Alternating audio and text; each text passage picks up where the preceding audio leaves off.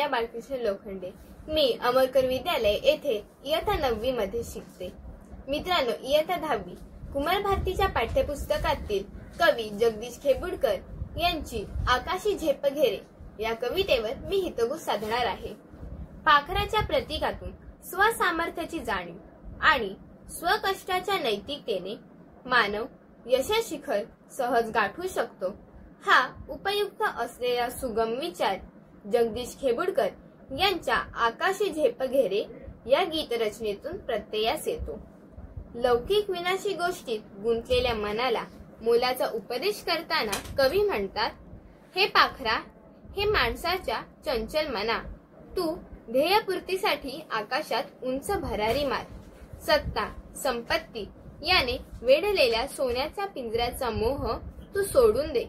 हा सोन्याचा पिंजरा तुझ्या इच्छांच्या सफलतेला घातक आहे। या पिंजऱ्याचा त्याग करून तू यशाच्या शिखराकडे झेप घे। या पारतंत्र्याचा त्याग करून स्वतःच्या स्वातंत्र्याचा आनंद घे। आता तू मोह, माया, पैसा, संपत्ती यांच्या गराड्यात घेरलेला आहेस। तुला सुखाचे फळ खायला मिळते आहे। तुझे शरीर या लौकिक सुखाला लालचावलेले आहे। या सुखात तू लोळतो आहेस, पण हे सुख किती काळ टिकेल? या सुखाचा आश्रय लवकरच संपेल। हे वेड्या मना, तू जागृत हो आणि लौकिक तात्पुरत्या सुखाचा त्याग कर। हे पाखरा, ईश्वराने तुला उडण्यासाठी पंख दिले आहेत। पंखातील बळाने तू आकाशात मुक्तपणे संचार कर। जमिनीलगत असणारे डोंगर, दऱ्या, नद्या व समुद्र हे सारे अडथळे ओलांडून दिशांच्या पार जा। कष्ट केल्याशिवाय फळ मिळत नाही, आई ते कोणतेही सुख मिळत नाही।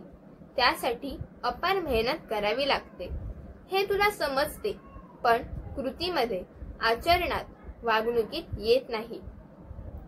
त्यामुळे तुझे मनाचे दुःख मनातल्या मनात जळत राहते, घुमसत राहते। स्वातंत्र्याची ओढ तर आहे, पण त्याची पूर्तता होत नाही। त्यामुळे तुझा बिचारा जीव कावराबावरा होतो, कासावीस होतो। घाम गाळला की शेतात मोती पिकतात, पिके भरतात। हा श्रमरूपी ईश्वराचा चमत्कार आहे। कष्ट करून घरात येणारे धान्य म्हणजे श्रमदेवताचे घरात होणारे आगमन होय। त्यावेळी घरात समृद्धी व प्रसन्नता होते।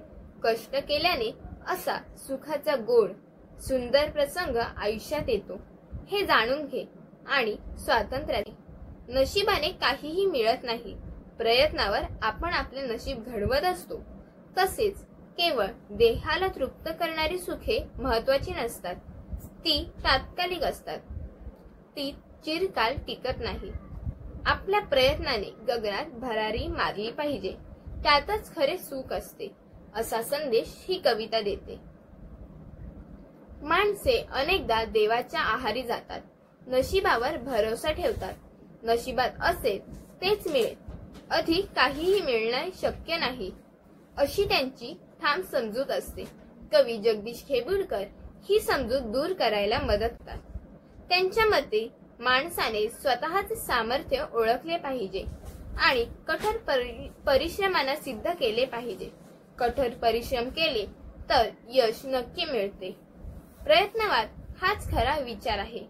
जगदीश खेबुडकर यांच्या या कवितेतील उच्च स्वप्ने, निर्भय उड्डाण, ध्येयासाठी प्रयत्न, बंधनमुक्त विचार आणि सतत प्रगती हे प्रमुख विचार अधोरेखित केले आहे। ध्रुवपद व कडवी अशी या गीताची सुटसुटीत रचना आहे। रसाळ शब्दकळा व नेमके मर्म सांगणारी भाषा ही या कवितेची प्रमुख वैशिष्ट्ये आहेत। पिंजरा हे पारतंत्र्याचे प्रतीक, तर पंख हे मुक्तपणे आकाशात विहार करण्याचे प्रतीक। दऱ्या, डोंगर, सरिता, सागर सर्व अडचणींची प्रतीके अशी सर्वसामान्यांना कळतील, थेट मनाला भिडेल अशी सोपी साधी प्रतीके कवींनी वापरली आहेत। फळ रसाळ मिळते याप्रमाणे अनुप्रासांचा सुंदर उपयोग केलेला आहे। एकूणच ही कविता रसाळ प्रासादिक बनली आहे। सध्याच्या काळात या कवितेतील विचारांची नितांत गरज आहे. आज विद्यार्थी, युवक, कर्मचारी, शेतकरी सर्वांनाच अडथळे येतात. अशा वेळी आकाशी झेप घेरे पाखरा हा संदेश त्यांना न थांबता पुढे जाण्यास प्रेरणा देतो. होय, झेप घेरे पाखरा हा संदेश आजच्या काळात अनेकांना प्रेरणा देणारा ठरतो.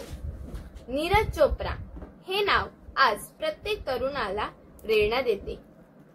त्यांनी अत्यंत साध्या परिस्थितीतून सुरुवात केली बरं का.